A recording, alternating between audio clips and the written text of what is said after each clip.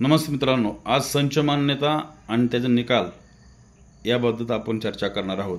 मित्रांनो, या वर्षीची 2025-26ची संच मान्यता ही 30 सप्टेंबर 2025च्या पटावर जे वैध आधार कार्ड व्हॅलिड विद्यार्थी आहेत त्यांच्या संख्येवर शिक्षकांची पदनिश्चिती होणार आहे।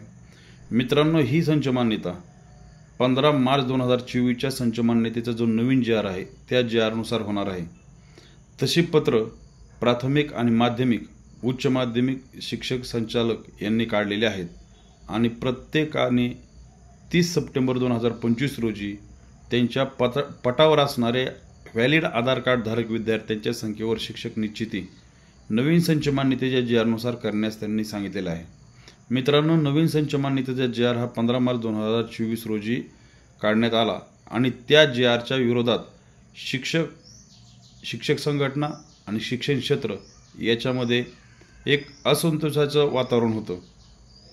कारण या नवीन संच मान्यतेच्या जी आरनुसार अनेक शिक्षक अतिरिक्त होणार आहेत आणि अनेक शिक्षक अतिरिक्त झाल्यामुळं शिक्षकांच्या नोकऱ्या धोक्यात येऊ शकतात।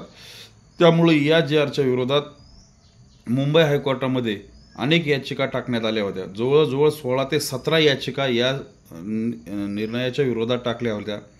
जो त्याची 1 वर्ष हेअरिंग त्याचं चाललं, 10 ते 12 हेअरिंग झाल्या। वादी प्रतिवादी म्हणजे ज्यांनी याचिका टाकल्या त्यांचं म्हणणं ऐकून घेतलं, त्याच्यावर शासनाचं उत्तर घेतलं, परत याचिकाकर्त्यांचं म्हणणं, त्याच्यावर शासनाचं उत्तर, असं 2 वेळेस सगळं झाल्यानंतर त्याचा निकाल येणं ऑगस्ट एंडिंगला अपेक्षित होतं। परंतु मित्रांनो, तो निकाल 9 सप्टेंबर रोजी जाहीर करण्यात आला।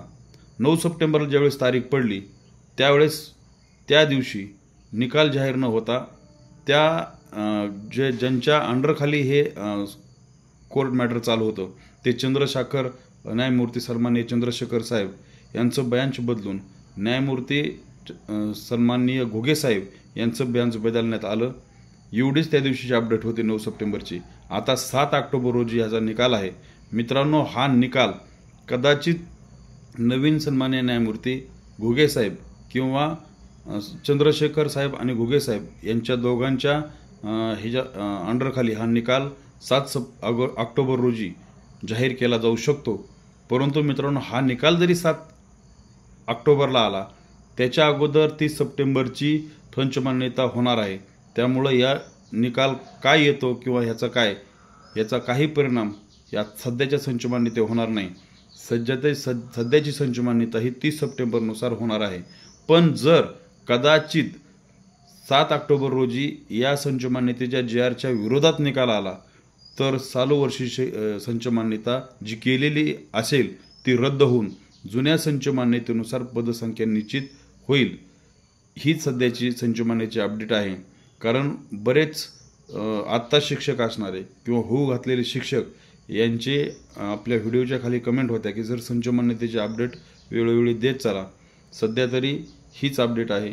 ज्या विद्यार्थ्यांचे आधार कार्ड व्हॅलिड नाहीत किंवा आधार कार्डामध्ये काही त्रुटी आहेत असे विद्यार्थी संच मान्यतेला धरण्यात येणार नाहीत। ही सध्याची त्यांची अपडेट आहे। धन्यवाद।